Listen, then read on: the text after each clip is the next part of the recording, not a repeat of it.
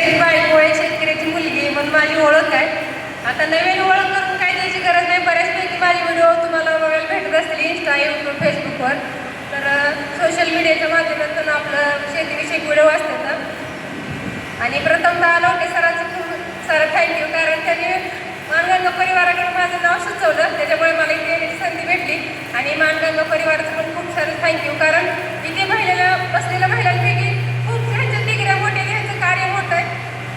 आणि त्यांच्यासोबत मला पण एक शेतकऱ्याला त्यांनी त्यांच्यासोबत हातार्थ दिला, त्याच्यासाठी त्यांचा खूप मनापासून धन्यवाद आमच्या शेतकरी परिवाराकडून. आणि म्हणजे प्रत्येक महिलेला काही सांगायला लागत नाही बघा, चूल मूल किंवा कसं राहायचं, कसं संसार करायचा, कसं काय साड्या चुकल्या भांडण ह्या करायला शिकवत आहे का कुणाला? कशात काही सांगायला लागत नाही. लहान पोरीपासून अगदी म्हाताऱ्या दात पडलेल्या निम्यापर्यंत गेलेल्या महिलांपर्यंत सगळ्याला जमते. असं कुठल्याच महिलेला काही शिकवावं लागत नाही. त्याच्यामुळे प्रत्येक महिला ही स्वतः सक्षमीकरण असते. त्याच्यामध्ये प्रत्येक गुण हा देवानं दिलाय आणि तो असतोच. फक्त ते बाहेर काढायसाठी त्या महिलेला प्रोत्साहन असलं पाहिजे. मग ते आपल्या वडिलांचं असू द्या, आपल्या भावाचं असू दे किंवा नवऱ्याचं असू द्या. पण मी आधी उभं आहे ना, ती माझ्या नवऱ्यामुळे. कारण या एका महिलेला बघा पुढे येण्यासाठी तिला कोणाची गरज असते, ती एकटी काही कधी करू शकत नाही. त्याच्यामुळं मी पण आता इथं बसल्यापैकी बऱ्याच, कारण आणि पहिल्यात महत्त्वाचं म्हणजे लवटे सरांचे मिसेस सुद्धा इथं आहेत, त्यांचं पण खूप अभिनंदन. कारण ते एक छोटीशी मुलगी सांभाळून शेती करतात आणि सरांनी त्यांचं कौतुक सांगितलं की सरांपेक्षा त्यांना आवड आहे शेतीची, पण त्या आज एवढ्याची मुलीला सांभाळून आपली शेती करायला मदत करते. अशा खूप साऱ्या महिला आहेत, त्या माझ्यापेक्षा सुद्धा जास्त कष्ट करणाऱ्या, त्या फक्त त्या कॅमेऱ्याच्या मागे असतात. आणि मी काय, तुम्ही जी शेती करते, मी जी काय आपल्या शेतामधलं रोज काय काम असते ती तुमच्याकडून मांडण्याची, पण ते सगळ्यांना दिसते की मी कॅमेऱ्यासमोर आहे म्हणून मी किती शेतकरी करते, ती खूप छान शेती करते. माझ्यासारख्या अशा अनेक महिला त्या कर्तृत्वान रित्या म्हणजे कामाच्या रित्या सगळ्यात श्रेष्ठ आहे, त्या फक्त त्या कॅमेऱ्याच्या मागे असतात म्हणून त्यांचं कदाचित कौतुक थांबलेलं असते.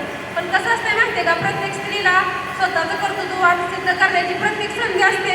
ती स्वतःमध्ये तर असते, फक्त तिला कोणाचा तर सपोर्ट पाहिजे असतो किंवा कुणाचं तर स्वतःच एक तिला धाडस पाहिजे असतं बघा. पण आपण सगळ्यात महत्त्वाचा प्रश्न येतो म्हणजे चार चौघी काय म्हणतील, आपल्याला समाज काय म्हणत, ह्या गोष्टीत ना तरी एवढं स्त्रियांचं मन अडकून राहतं ना, किंवा ती काय म्हणत, ती काय म्हणत, शेजारी काय म्हणते, घरची काय म्हणते, नातेवाईक काय म्हणते, ह्या सगळ्यांचा विचार करून जे जेव्हा ती स्त्री आपलं मागे राहते ना, ती सगळ्यात मागे राहते ती स्त्री.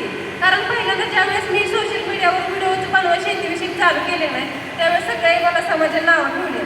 पण मी जसं त्यावेळेसच मी बंद केलं असताना मला खूप नावं ठेवायला लागली. तर आज मी तुम्हाला दिसलेच नाही हो. ज्यावेळेस आपल्या सावित्रीबाई फुलेंनी मुलींसाठी शाळा चालू केली, त्यावेळेस त्यांना किती सहन करावं लागलं. त्यांच्या अंगावर दगड फेकलं, माती फेकली.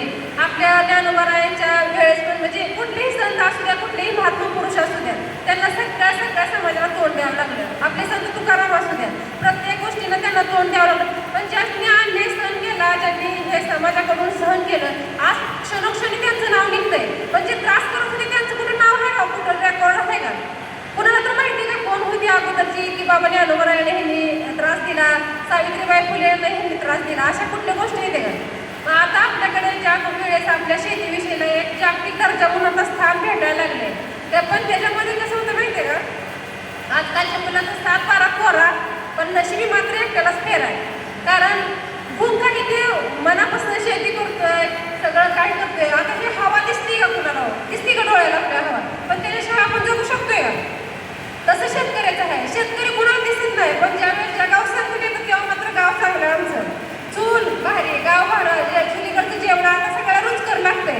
पण ते जे शहरामध्ये असतात, शहराशिवाय काय नाही बाबा, शहराकडे पैसा आहे, तुमच्या गावाकडे काय आहे, इथं काय माती खावा बा, आता काय बाबा, आता तिथं गॅस संपला, आता काय खावं, असं सगळ्या गोष्टी आहेत. पण ज्यावेळेस आपण गावाकडे असतो, गावाकडे राहणाऱ्या लोकांना कमी समजलं जातं, आपल्या शेतीला दर्जा कमी समजला जातो, शेतकरी करणाऱ्या शेतकऱ्याला पण कमी समजलं जातं. पण ती दर्जा आता आपल्या हातात आहे, उंचवायचं कसं? प्रत्येक आता त्या ताईंनी मग कशा आलेल्या मला म्हणले की तुम्ही एवढं शेतात काम करता, पण वाटत नाही तुमच्याकडे बघून तुम्ही काम करता. पण तिथं कसं आहे माहिती का, आपल्याला काही मेकअप करून शेतामध्ये जावं लागत नाही. जे आहे ते रोजचं खरं. ज्या बायका आता कोणी जर मेकअप करून आला असतं त्यांना सॉरी बरं का, त्याला काही हर्ट होईल, पण मेकअपचा विषय इथं नाही. कारण जे दिखाव्यासाठी काय करायचं नाही बघा, जे आपलं नॅचरल आहे, आपल्याला देवानं दिलंय तेच खरं मांडायचं असतं. आणि इथं आपल्याला दिखाव्यासाठी सगळेजण जगतात. माझ्याकडे काय आहे, मी किती आहे, माझ्याकडे हे आहे, मी माहिती आहे. अरे पण त्या दिखाव्याच्या जगात आपण मरून चाललोय ह्याचा कोणी विचार करत नाही. माझी मुलगी आज तिकडं आहे, माझा मुलगा ह्या मोठ्या गोष्टीला आहे, असं सांगायला खूप भारी वाटते. पण ते त्यांच्यावर ज्यावेळेस संकट येतं त्यावेळेस पहिला फोन करू सांगू, पाहिजे बाबा तू घराकडे ये, आपल्या गावाकडे. मग आपल्याला पण माहिती आहे गावाशिवाय पर्याय नाही, शेतीशिवाय पर्याय नाही. मग त्याच्यामुळे आपण सगळ्या गोष्टीला गावाकडला किंवा शेती करताना कधीच कोणी कमी समजायचं नाही. आणि ह्या ताईने पण पहिल्यांदा मला म्हणला, आधी फक्त लग्न करताना विचारतो मुलाकडे शेती आहे का. पण हा तुम्हाला शेतात कामच करायचं नाही तर मग शेती कशाला पाहिजे. मुलींच्या आईने असू दे, वडिलांनी असू दे, तुम्ही विचारताय कशाला मुलाकडे शेती आहे का. आपल्याला तर काम करायचं नाही, मुलीला शेतामध्ये घालवायचं नाही, मग कशाला लागते शेती. त्याच्यामुळे कसं असते माहिती का, ज्यावेळेस तुकाराम महाराजांकडे आज एक आजी गेल्या आणि त्या म्हणाला, महाराज माझा मुलगा एवढा गुळ खातोय ना, एवढा गुळ खातोय, त्याच्यावर काहीतरी उपाय सांगा. महाराज म्हणजे चालतं या 8 दिवसांनी. ज्यावेळेस त्या आजी आपल्या नातवाला घेऊन महाराजांकडे गेल्या त्यावेळेस त्या तुकाराम महाराजांनी समोर उभा केलं त्या मुलाला आणि सांगितले, बाळा तू काय गुळ खात जाऊ नको. आजी म्हणले, अरे मग काय महाराज तुम्ही एवढं सांगायचं म्हणलं, म्हणलं 8 दिवसांनी सांगू शकला असता.